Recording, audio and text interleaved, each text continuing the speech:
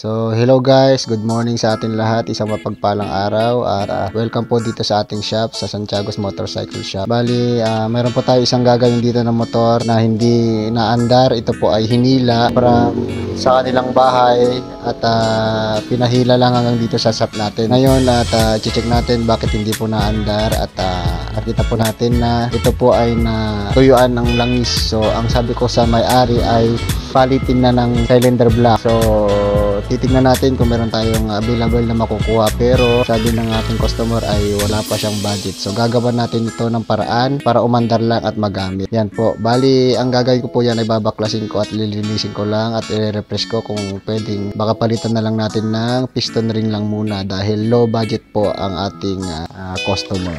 Wala po siyang budget. Yan po, bali binaklas ko na siya at nilinis ko na po siya. So gagawan lang po natin yan ng paraan. Ayan po, so panoorin po natin hanggang sa uli. So ayan mga idol, binaklas ko na hanggang sa cylinder block niya at tinignan ko yung cylinder block niya, palitin na talaga at malaki yung gasgas, pero gawa ng wala talagang budget si tatay, ginawan ko na lang ng paraan para magamit lang nila. So ibabalik na lang daw niya yung motor pag meron na siyang budget. Yan, binabalik ko na at binubuo ko na mga idol.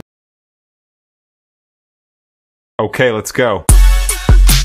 So yan na guys, nagawa na natin ang paraan at nilinis lang natin ito at pinalitan ng piston ring. So maandar na po yung motor ni tatay at pwede niya niyang gamitin. So ang advice ko na lang kay tatay ay ibalik niya na lang ang motor niya pag may budget na siya at palitan namin ng isang buong cylinder block na bago.